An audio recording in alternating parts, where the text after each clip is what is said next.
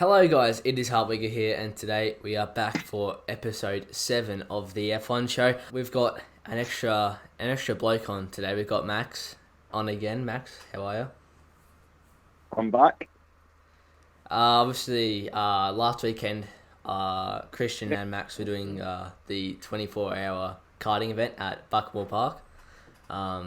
And their team, Silent X Delta Racing, actually won the pro category. So well done to them. They did a pretty convincing win for them. I wasn't even driving. It's really funny about it. I wasn't even driving.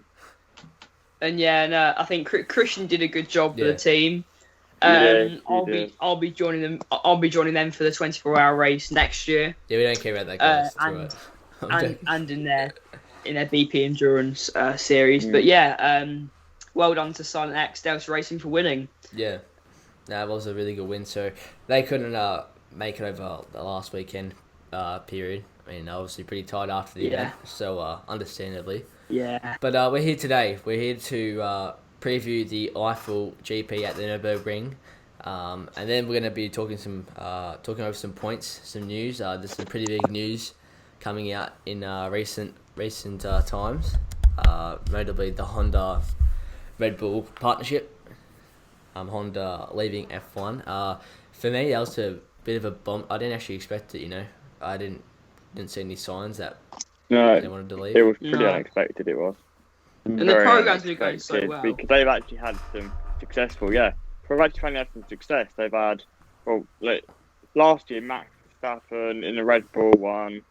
How many times you had like 2 wins this year, one in the AlphaTauri, so it's getting more powerful, their engine. It's so much better since the McLaren days. Oh god, the McLaren days. Yeah. So it looks like Red Bull are gonna have to back to Renault. I mean, that's going to be a fun one after the event of 2018. The options they have is Mercedes, Ferrari, Renault on the current grid, which Mercedes sort of got their limit up for next year. Ferrari, I think, have one spot left, and Renault obviously they'll supply no one next year, so that's a likely choice. Rumours are going about that Honda could give Red Bull their engine, and Red Bull could start developing their own. I mean, I could see that. I wouldn't be surprised if they did that. Honestly, it's kind of a Red Bull thing to do, but I don't expect that. And then the last option is to get some other suppliers to come in, which I don't think there's any really suppliers that want to actually join. I've heard Audi. There's been rumours about Porsche, Audi, but I highly doubt any of the Volkswagen brands are going to be interested in doing the sport. I read up on some of those articles, and they're talking about the use of synthetic fuels and basically to try to get those carbon emissions down to carbon neutrality. So they probably expect. They said that they're really prepared. The Volkswagen Group are prepared. To jump into F1. Hopefully it's a manufactured team, but that I can't see that. Yeah. 2026 I think they're aiming for. Since there's been the 2026 is good aiming, but Porsche just started their program in Formula E, same like the Mercedes Formula E program, Audi Formula E program. Formula E is getting a lot more competitive, and I think manufacturers are particularly interested. It's lost it by status. With Premier road testing grounds, I just can't see any more manufacturers getting involved. Yeah, I mean, I think that they've openly said that Formula E racing is not as enjoyable as Formula 1 racing, and I think from a marketing standpoint, Formula 1 is a lot more marketable to get your brand out there. So it's such a bigger sport. I mean, it is the pinnacle of motorsport for a reason. So I think that they are considering it really, but they just need to have these engine regs probably cheaper and more aimed towards carbon neutrality, which they say they will be, but I mean, we don't know. It's another 6 years away. Yeah, I did hear I heard something. It was I believe it was.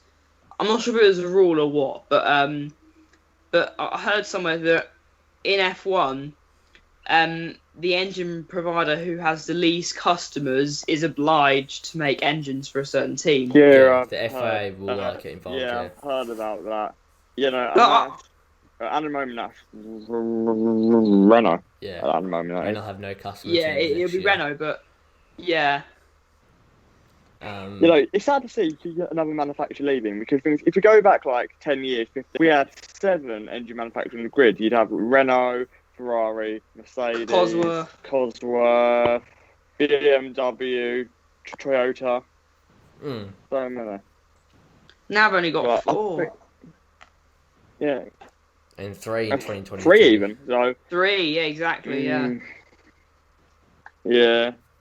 Speaking, we've also got some other big news about the Grand Prix this week. Mick Schumacher and Callum Ilott, the 2 Ferrari drivers who won 2 in the FA Formula 2 World Championship currently, were making their free practice debut at the Nurburgring. Michael Schumacher? No, Mick Schumacher, sorry. Mick, yes. Will be driving in the Alfa Romeo, while Callum Ilott, his teammate, not teammate, but his fellow academy driver, Ferrari academy driver, will be in the Haas. Yeah, I don't know who they're stepping in for, but I'm pretty sure Mick Schumacher is stepping in for Antonio Giovinazzi. Yeah. And Callum Ilott is standing in for Roman Grosjean. Yeah. Look, I think it's a really good time. Really, I think Mick will get the drive in next year. I mean, he's been in F2 for 2 years now. Has the prestigious Schumacher name, and he's winning the championship by being super consistent. So I don't see a reason to not put him in F1.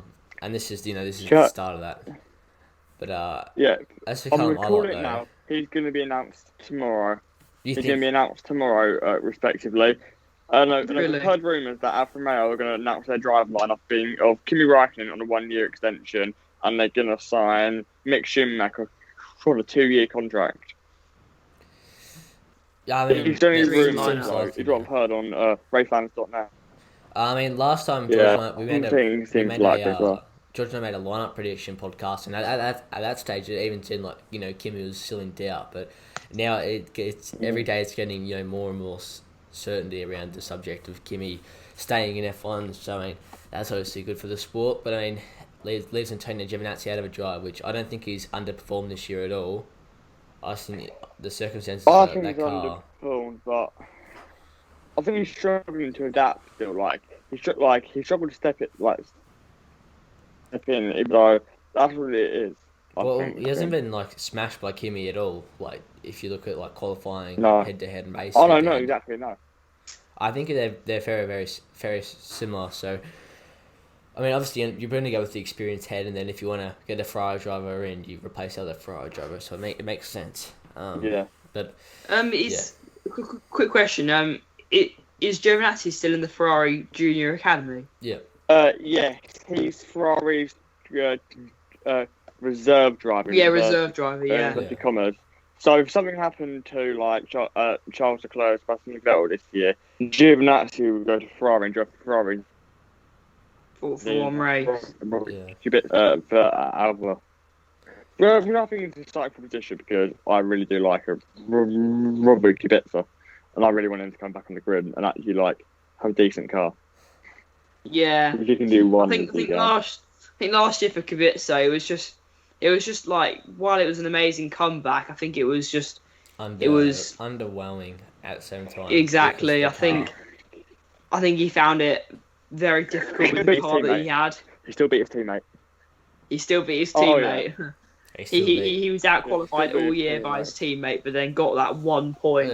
That's what it counts. Yeah. All that matters, right? That's what counts. Yep.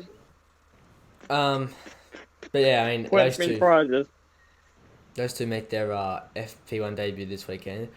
And yeah, I think that's not all the big news. Obviously, there's a lot of weather that looks to be around the track, but knowing it's Formula 1, it won't ever show up. you won't hear. It will be, no, it's going to be rain expected in 15 minutes. Rain 5 miles south of the circuit or something like that. Yeah. But yeah, there is rain forecasted. I think at this current stage on Then again, Friday here in Nurburgring, Australia, it is. Thursday in England. Yep. Then again, you got to think about it. Nurburgring is historically known for throwing up weird and unpredictable weather conditions. You've only got to look back to 2007, where 6 cars at the circuit. We could see something. If the rain all comes down at one go. Yeah. What other big news has there been really recently? There's what's going on with the Brazilian Grand Prix, where the FIA want to remove it from Interlagos and take it to Rio. I'm going to admit, I think that's an absolute stupid idea. Yeah, that's what I think. It's one of the fans' favourite circuits. It consistently produces good racing every year. And it's such a good track as well. A statement on them wanting to be carbon neutral. Yes. To make that new circuit, you've got to cut down a large area of protected rainforest. What I will say is, exactly. I do agree that it should stay Interlagos, but on that, the carbon emissions factor, they could easily been in other sectors. You know, it's easy in other sectors. They can carbon offset. You know, yeah, that's how it works. Carbon offset, I totally agree. But the thing is, for the area, is having a Grand Prix there, is it going to outweigh the negatives, like the economic benefits, or all the? Look, it will be economically beneficial. Outweigh it. I think they'd make it. It'd probably be more economically beneficial than Interlagos. That's probably why they're building it. And yeah, they can probably offset that carbon carbon positive, and some carbon negative, from the rainforest and stuff, the deforest. They'll be able to do that quite easily. They're such a big sport, they'll be able to do that pretty easily. The good thing is, if it's F1, imagine some marketing. Yeah. Of them replanting 4 times the amount of trees cut down. That would be a good marketing campaign, especially nowadays. But I think it's kind of the morals behind it. You know, not they want to try and get to carbon neutrality, and this isn't the right step. To a normal person, this wouldn't be the normal step. So it's not a good look for F1. But I mean, it would still be offset somehow. But I do think Interlagos does deserve to continue on, even if that's just, if they want to make some modifications to the layout. I don't care, If they want to add an extra corner, if they want to take a corner out, I really couldn't care. They just need to keep it there, I think. Oh, yeah, Interlagos, it consistently creates some great racing. Yeah, especially when it's wet. Yeah, so should we move on? We saw a good race last year. It was. Predictions for the Efiel Grand Prix.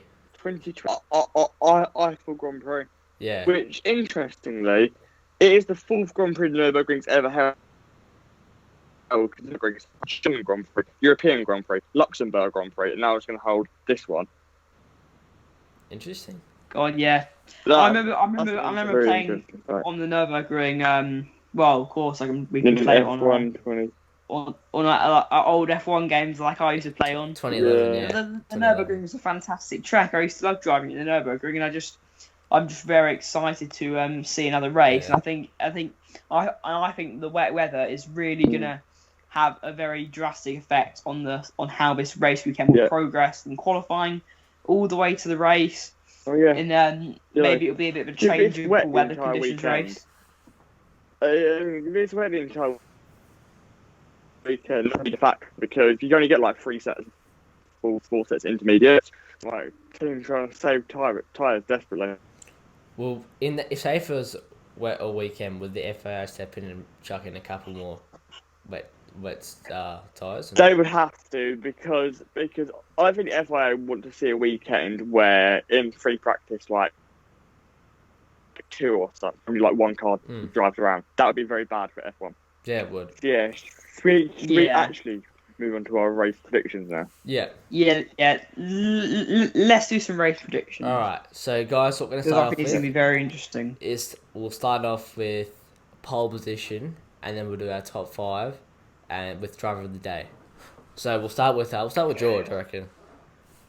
Okay, so I'm going to say, obviously, with the statistic that only 13 of the current F1 drivers have actually raced at Nurburgring, I think obviously experience here will probably benefit the drivers who have driven here before, slightly more experience. So I'm just going to say pole position, Lewis Hamilton.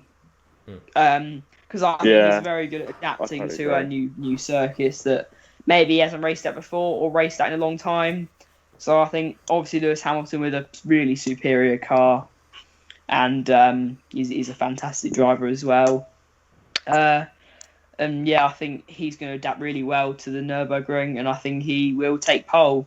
Although I think maybe you can't count out drivers like Max Verstappen as well, because it could well be a wet qualifying session. But so we could see other drivers, Valtteri Bottas, Verstappen, even maybe Albon, maybe try and take it to pole position. Yeah.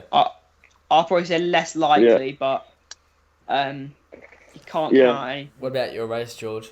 What's your race top 5? So for the race, I'm just going to say, I think Verstappen's going to come out on top in the race. If it's going to be a race with changing weather conditions, I think anything could happen. That's 100%. I feel like Verstappen is going to pull something out of the bag here. If there's going to be a race where the Red Bulls have got to beat Mercedes, it's got to be a wet weather race. Well, not has to be, but because we saw in Silverstone, it was dry. Likely. But it's more likely. Extremely hot though. That's the thing. It's in the extremes where Red Bull. I mean, it's going to be extremely cold this week. Yeah. So that's 2nd to 5th. Who's gonna? I think I'm probably going to say. I'm just going to say, so Verstappen for the win, of course, what I've already predicted. Second, Chase, by the way, I've got to go in like 5 minutes. Yeah, I'll do you okay, next. Max. That's all right.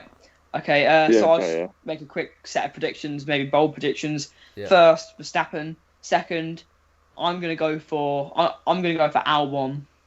Rebel 1-2. Third, so Rebel 1-2. Wouldn't that be a great result? So yeah, they're very bold prediction. Third, I'm going to say Lewis Hamilton. Fourth, I'm going to say Valtteri Bottas. And then fifth, I'm going to say Charles Leclerc, who's going to pull out a really good drive. So that's very bold predictions. But I'm feeling like something's going to happen to Mercedes this week, which is going to compromise their race. And really put them back. Who will be the driver of the day? Whoever does the best drive, I think, will get driver of the day. It's really hard to say when all the drivers are so talented. Yeah. I'm probably gonna say George Russell, because I predict that George Russell is gonna have a good race this weekend, and he will capitalise in the extreme weather conditions. He might even score a point, just as Max said. We'll go to Max now. Okay. Saturday, I reckon, is going to be Valtteri Bottas Day. He's the king of Saturdays. He can always put like that pole position in, but he can't hold it in the race. Race pace, he struggles on. He's good on Saturdays, struggles on Sundays. Valtteri Bottas. I'm saying Lewis Hamilton will qualify second. But then again, Mercedes really do struggle. It's been a major factor of the last couple of seasons. So then again, it's going to be a cold weekend. We could see Red Bulls or maybe even like a McLaren challenging him for like a front row start. In the race, I'm just going to have to say Lewis Hamilton. I can't see anyone beat Lewis Hamilton nowadays. Unless it's like a crazy race where there's like safety cars, like rain halfway through, unpredictable. It's going to be Mercedes 1-2. Lewis Hamilton's going to match Michael Schumacher's record at his home track, unfortunately. Like, unfortunately for me, but it's good for Lewis Hamilton probably. Yeah. So Chase, Top 5 was probably Lewis Hamilton, Valtteri Bottas, Matt Charles, Leclerc, and I'd say Carlos Sainz in 5th. Ooh. Righto. But it can all change in heartbeat. Driver of the day.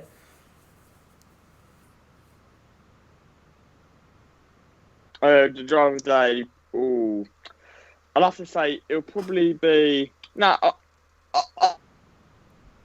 can see Justin Vettel getting like the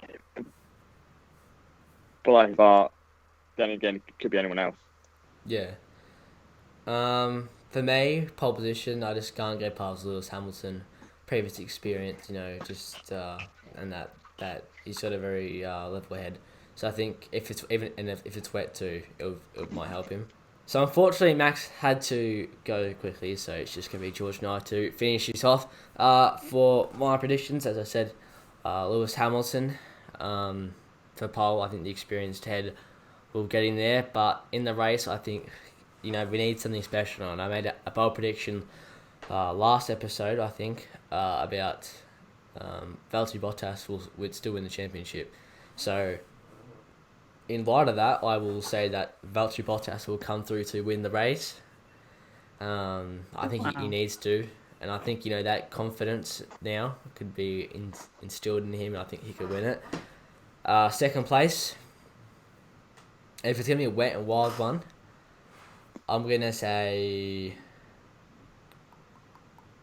I will say Carlos Sainz. Wow. I think they might have some good pace this weekend, McLaren. You know what? I'm doing this not because it will happen, but because I want it to happen, and it'd just be such a nice thing to happen. But third, to get a podium for the first time this season, Sebastian Vettel. I'll just put him down. If it's gonna be a wet and wild race, why not? If it's gonna be a wet and wild race, who knows? We have made some incredibly bold predictions, and I just wonder when it will be when they actually come true. It could happen, like if it's going to be changeable conditions. We saw last year. Then anything can happen. Sebastian, obviously with the faster car, finished P2, and I don't think he actually made a mistake the whole race. So, if it happens like this, and if changeable conditions like that, and a track we haven't raced out for years, I think it could happen. Especially since he won here last time, and it'd just be such a nice thing. Yeah. Then of course. Fourth, I'm gonna put. Let's see, who I'm gonna put. Daniel Ricciardo. Okay. He'll be consistent again. And then fifth, we'll go. Daniel Kvyat.